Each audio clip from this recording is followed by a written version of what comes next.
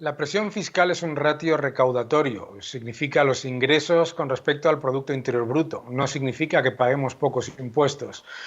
¿Por qué se dice que recaudamos aparentemente poco o menos que la media de la Unión Europea? No, de la eurozona.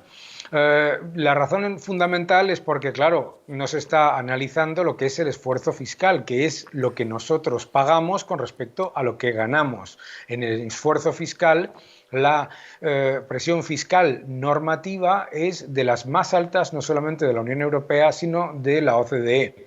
¿Por qué hay esa diferencia entre la presión fiscal y el esfuerzo fiscal? Por una sencilla razón. España es un país que tiene mucho más paro, tiene empresas mucho más pequeñas y tiene más economía sumergida.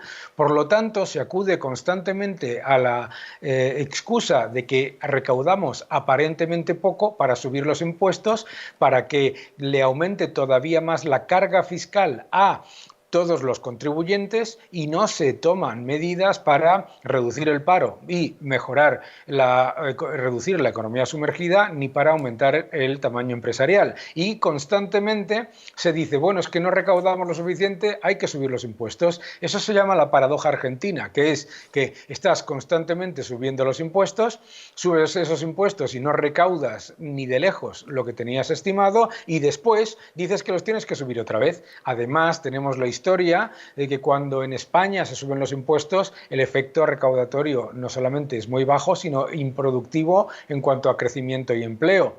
Pero además, al subir los impuestos, lo que te encuentras después es que cuando empiezan a subir los ingresos, porque crece la economía o porque mejora el ciclo, etcétera, ¿qué es lo que ocurre? Que los gastos aumentan mucho más rápido que los ingresos. Es un engaño todo esto, porque durante la época en la que hemos tenido ingresos fiscales récord, el gobierno no ha reducido ni un solo gasto, lo que ha hecho ha sido aumentarlos. Y entonces siempre dice que hay que subir los impuestos porque tenemos déficit. Es un engaño muy típico, ¿no? Como tenemos déficit, no se pueden bajar los impuestos y tenemos que subirlos. ¿Y por qué tenemos déficit? Porque gastamos mucho más de lo que ingresamos y porque además cada vez le ponemos mayores cargas fiscales a los contribuyentes mientras la economía sumergida y el paro siguen siendo altos y el tamaño empresarial sigue siendo muy pequeño.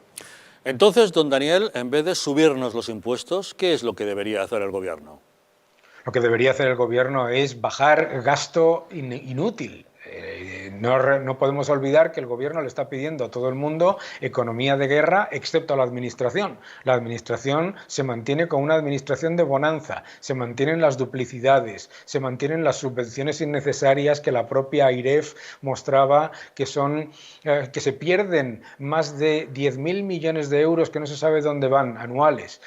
No solamente duplicidades, sino también gasto administrativo. Este es el gobierno con el mayor número de ministros, el mayor número de cargos, de altos cargos. Tenemos mucho que reducir en cuanto a gasto. Eso no sería suficiente en cualquier caso, ojo. Y eso no sería suficiente. Habría que llevar a cabo una revisión del marco fiscal que no pensase constantemente en recaudar, en rascar el último euro de aquello que quede del expolio de cada crisis, sino en aumentar las bases imponibles. ¿Qué significa aumentar las bases imponibles? Traer más inversión de largo plazo a España, traer más capital, traer más rentas altas. ¿Para qué? Para que durante los próximos años recaudemos mejor. Destruyendo 133.000 empresas, como se han destruido en España entre marzo y abril, no se recauda nada, sino que además se pierden más de 12.000 millones anuales en recaudación.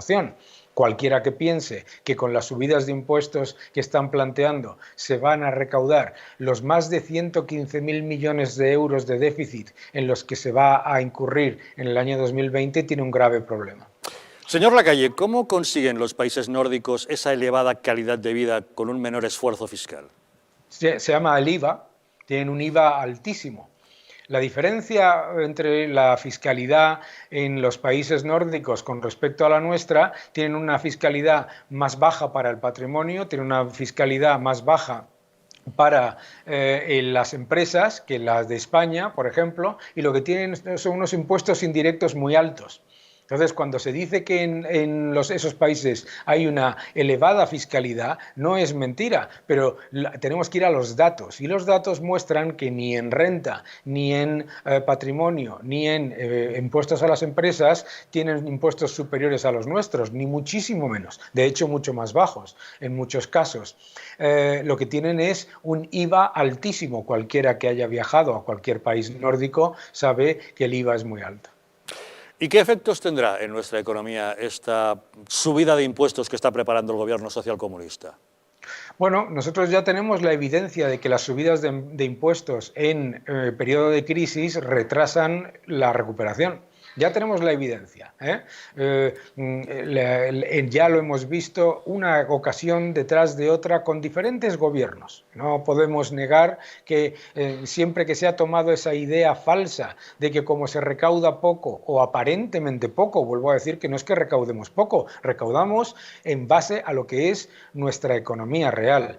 Pues cada vez que se acude a las subidas de impuestos, lo que pasa es que salimos de las crisis más tarde, con más desempleo y encima más endeudados porque la reducción del déficit es prácticamente imperceptible.